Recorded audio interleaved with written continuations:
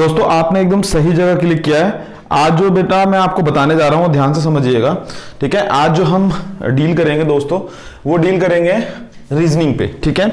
अब ये जो रीजनिंग का जो दोस्तों रीजनिंग के जो टॉपिक्स हैं, ठीक है, ये सारे टॉपिक बेटा आपके जितने भी एंट्रेंस एग्जाम होते हैं, चाहे वो आपका एसएससी हो, रेलवे हो, डिफेंस हो, बैंकिंग हो, सभी में बेटा इस पे बेसिस रीजनिंग पे क्वेश्चंस आते हैं।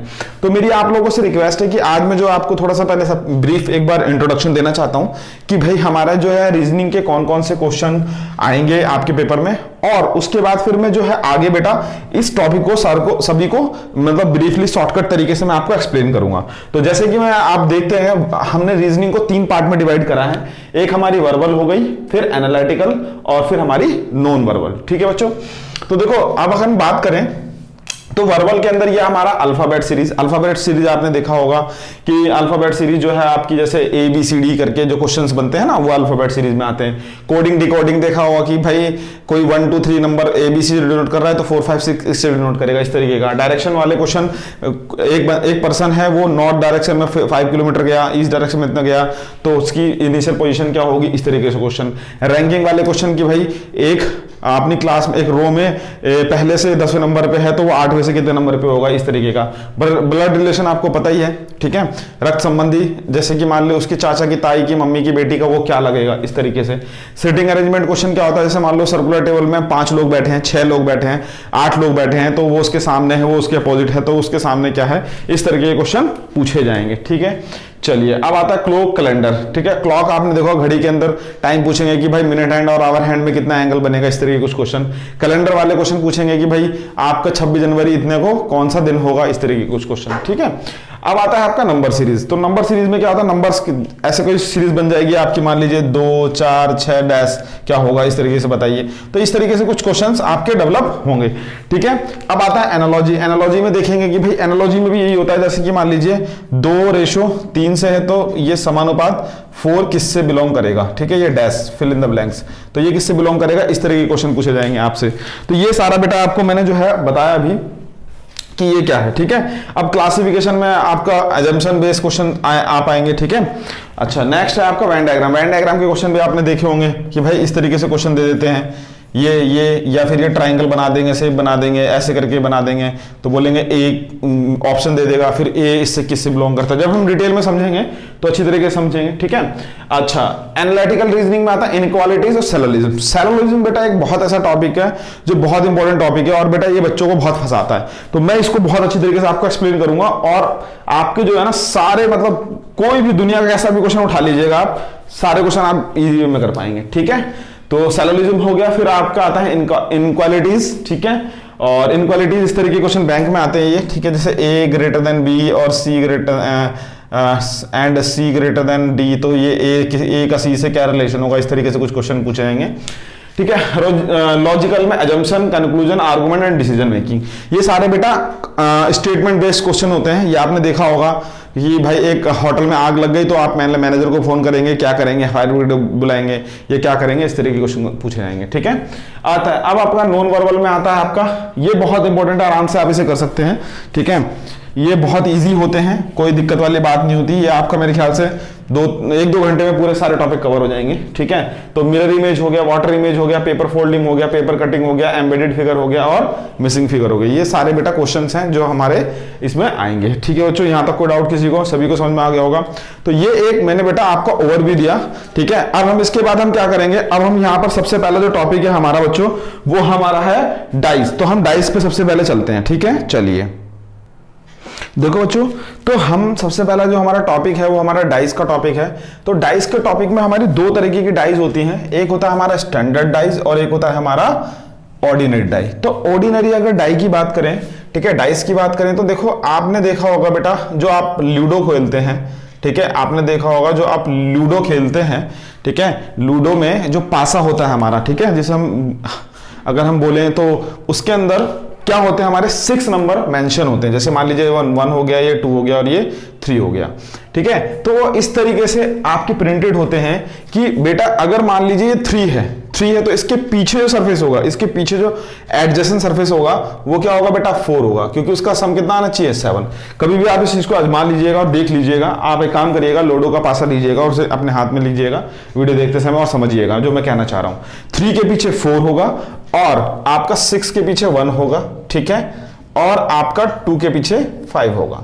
तो मैं ये कहना चाह रहा था कि जो एडजेसेंट सरफेस है, अपोजिट सरफेस जो है, उनका सम, जो अपोजिट सरफेस, मान लो ये वाले सरफेस उसके पीछे वाली सरफेस, उनका सम अगर 7 आता है तो हमारी कौन सी डाई होती है? ऑर्डिनरी डाई होती है, ठीक है, जो आपकी लीडो वाली होती है, ठीक। और बेटा देखो ये जो डाई है आपकी, जो लीडो वाली डाई है, ये आपके एग्जाम में कभी नहीं पूछी जाएगी, क्योंकि एक बार बताइए तो सभी को पता है, ये तो यूनिवर्सल ट्रूथ है, सभी को पता है कि भैया 3 के पीछे 5 आएगा, इस तरीके से क्वेश्चन बनेंगे। बट यहां पर जो क्वेश्चन आएगा वो स्टैंडर्ड डाई के क्वेश्चन आएंगे कि भाई डाई में आपको इस तरीके से गिवन होगा। मान लीजिए एक डाई के रिप्रेजेंटेशन के तरीके कितने होंगे आपके? 2-3 तरीके होंगे, ठीक है। जैसे कि मान लीजिए यहां पर मैंने लिख दिया A, B और ये C लिख दिया, ठीक है। अब यहां पर मैंने लिख दिया D, E और F लिख दिया। अब मैं बोलता हूं इस तरीके से, मान लो ABCD करके लिख दिया, मैं बोलता हूं कि मुझे बताओ B के अपोजिट क्या होगा, या मुझे बताओ C के अपोजिट क्या होगा। चलो यहाँ पे D की जगह आप ऐसे लिख दो, B और C लिख दीजिए, ठीक है, इस तरीके से। जैसे कि मैं आपको एग्जांपल देता हूं, जैसे मान लीजिए सपोज ये मेरी डाई है, ठीक है, सपोज ये मेरी डाई है, तो मैं ये कहना चाह रहा था कि मान लो एक बार मैंने आपको इस तरीके से दिखाया, फिर एक बार मैंने आपको इस तरीके से दिखाया, फिर एक बार मानो इस तरीके से दिखाया। 3 आपके फिगर भी आ सकते हैं, 2 भी आ सकते हैं। तो आपके इस तरीके से वो क्वेश्चन में गिवन होगा, फिर आपसे पूछेगा कि A के अपोजिट बताओ, B के अपोजिट बताओ या C के अपोजिट बताओ। तो ये एक नंबर में, मतलब एक क्वेश्चन पक्का किसी भी एंट्रेंस एग्जाम में आपका आता है, जैसे रेलवे हो गया, SSC हो गया, बैंकिंग हो गया, सब में एक क्वेश्चन आता ही आता है, ठीक है। तो अब आप इसको किस तरीके से करेंगे वो हम देखते हैं। इतना आप स्क्रीनशॉट लें, ठीक है। देखिए यहां पर जो है मैंने 3 क्वेश्चन लिए हैं, किस तरीके से इसे करेंगे। सबसे पहले हमारी जो ये 2 डाई हैं, ठीक है, पहला वाला क्वेश्चन देखो, इसमें मैंने पूछा है, इस क्वेश्चन में 2 डाई के मतलब एक डाई को आपको अलग अलग तरीके से रिप्रेजेंट करके दिखा रखा है, ठीक है, आपको अलग अलग तरीके से क्या करके दिखा रखा है? रिप्रेजेंट करके दिखा रखा है।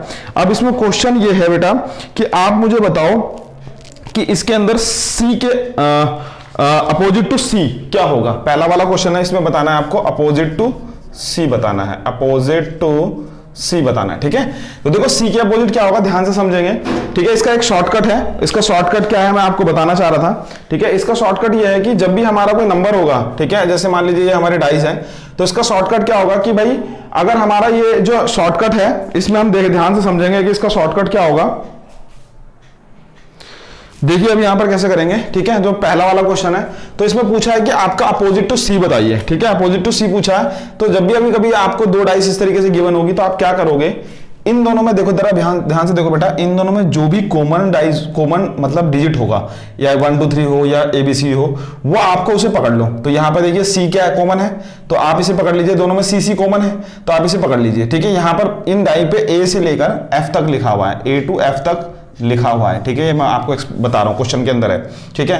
तो आप इसे पकड़ लीजिए और क्लॉकवाइज रोटेट हो जाइए, आप इसे पकड़ लीजिए और क्लॉकवाइज रोटेट हो जाइए। तो CAB, ठीक है, और इसके नीचे ये CDE, तो बचा क्या हमारे पास F। तो यानी कि C के जो अपोजिट होगा वो क्या होगा, F होगा। ये बहुत अच्छा शॉर्टकट है, ध्यान समझिएगा। एक बार और मैं अगले क्वेश्चन में एक्सप्लेन करता हूं, ठीक है।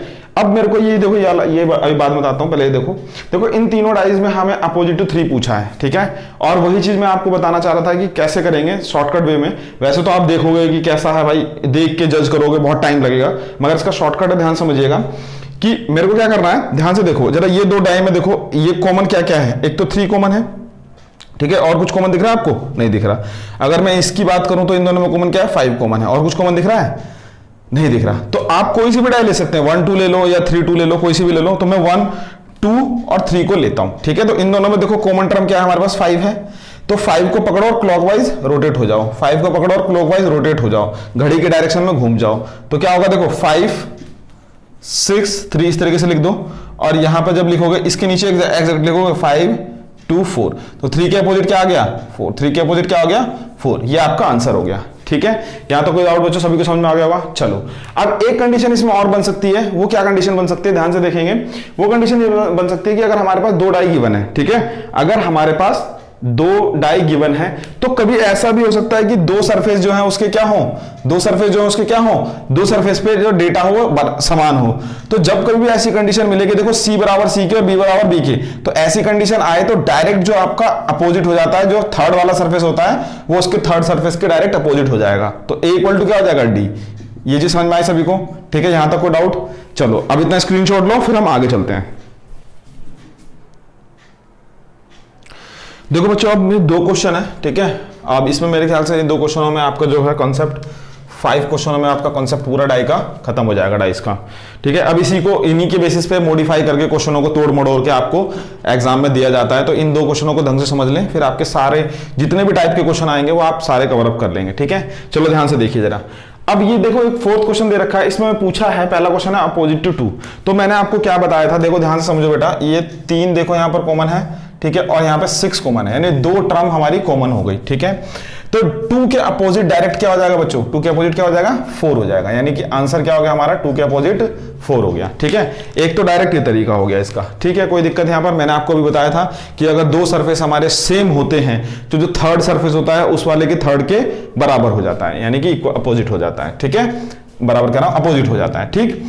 अब पूछता है, अगर इस क्वेश्चन में मान लो आपसे पूछ ले अपोजिट टू 3 बताएं, तो देखो बेटा ध्यान से समझिएगा, देखो इस डाइस को दोनों तरीके से मैंने मूव करके दिखा रखा है। अगर इसमें पूछता है अपोजिट टू 3 बताएं, तो देखो बेटा 3 के अपोजिट कैसे पता कर पाओगे, तो 3 के अपोजिट हमारे पास दो कंडीशन बन सकती है, या तो ये 1 होगा या 5 होगा 3 के अपोजिट। वो कैसे बच्चों, देखो जरा, तो ध्यान से देखो बेटा, देखो 2 तो आगे है, 3 के साथ में 2 है और 6 है, यानी कि 2 और 6 तो हो नहीं सकते, ठीक है। अब इस वाली कंडीशन में देखो बेटा 4 भी साथ में है, तो इसका मतलब यह है कि हमारे पास दो कंडीशन बची, या तो 1 इसके अपोजिट होगा या 5 अपोजिट होगा। ये चीज समझ में आई, मैं क्या समझाना चाह रहा हूं, देखो 3 के साथ में 2 है और 6 है, ये तो हो नहीं सकता क्योंकि वो साथ में, अपोजिट कैसे हो जाएगा। अब यहाँ पे 4 भी आ गया, तो हमारे पास सिर्फ 2 नंबर बचे हैं कि 3 के साथ अपोजिट क्या हो जाएगा, या तो 1 होगा या 5 हो गया। अब हमें इस जो गिवन रिप्रेजेंटेशन है इसके अकॉर्डिंग हमें पता नहीं लग पा रहा कि वो क्या होगा, या तो 1 होगा या 5 होगा। तो ऐसी सिचुएशन में आपको अगर ऑप्शन गिवन होगा ये वाला आइदर 1 और 5, तो आप इस पे टिक कर दीजिएगा, या फिर ये गिवन हो कांट डिटरमाइन, ठीक है, कांट डिटरमाइन आंसर, या सी एंड डी लिखा हो आपको, ठीक है, तो आप उस पे टिक कर दीजिएगा, ठीक है। तो ये दोनों में से कोई भी ऑप्शन आप लगा सकते हैं बच्चों, समझ में आ गया होगा सभी को। चलिए अब देखो नेक्स्ट टाइप क्या बनती है बेटा, अगर मान लीजिए डाई को जब हम ओपन करें, जब हम खोलेंगे, मान लो डाई का एक डाई हमने क्यूब्स में डाई बना दी गत्ते की और उसे हमने खोला, तो जब हम उसे खोलेंगे तो किस तरीके से वो आपका शेप आएगा वो देखिए, ध्यान समझिएगा। यहाँ पर देखो, तो यहाँ पर क्या आएगा, जब हम देखते हैं तो इसको हम टॉप बोलते हैं, ये हमारा फ्रंट होता है, ये हमारा राइट होता है, ठीक है, इसके पीछे लेफ्ट होगा और टॉप के नीचे बॉटम होगा। तो वो इस तरीके से खुलता है बेटा, top, front, left, right, bottom और बैक, ठीक है। अब इसके अंदर कुछ कंडीशन ध्यान से समझिएगा बच्चों कि भाई यहां पर जो लेफ्ट है वो राइट के अपोजिट हो जाएगा ऑलवेज, जो लेफ्ट है वो किसके अपोजिट हो जाएगा, राइट के अपोजिट हो जाएगा, ठीक है। और जो टॉप है वो किसके अपोजिट हो जाएगा बेटा, वो आपका बॉटम के अपोजिट हो जाएगा। टॉप किसके अपोजिट हो जाएगा, बॉटम के अपोजिट हो जाएगा, ये बॉटम है, ठीक है। और जो बैक है वो किसके अपोजिट हो जाएगा, वो फ्रंट के अपोजिट हो जाएगा।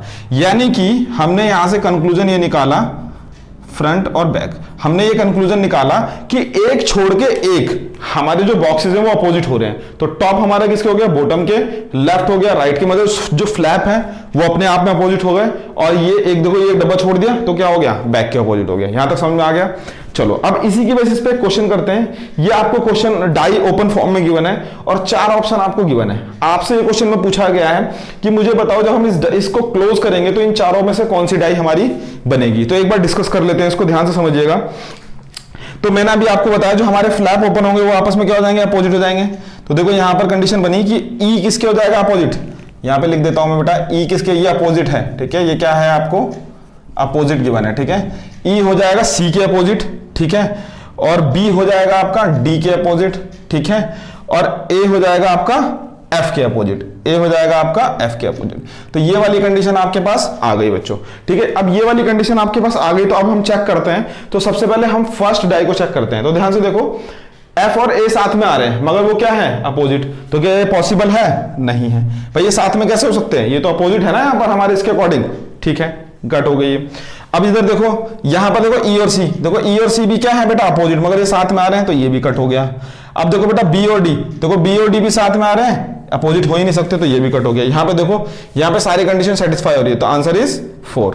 ठीक है, तो इस तरीके का बच्चों को क्वेश्चन आपको दिया जाएगा। अब इसी में भी बहुत तरीके के, कभी आपको बॉक्स में यहां पर ट्रायंगल बना देंगे, कभी स्पेस छोड़ देंगे, कभी खाली छोड़ देंगे, कभी क्रॉस करके दिखा देंगे, तो मॉडिफाई करके इस तरीके के क्वेश्चन आपको बनाते हैं। ठीक है बच्चों, मेरे ख्याल से सबको समझ में आ गया होगा। सभी को मेरा राम राम। इसका स्क्रीनशॉट लें, हम अब नेक्स्ट वीडियो पे चलते हैं।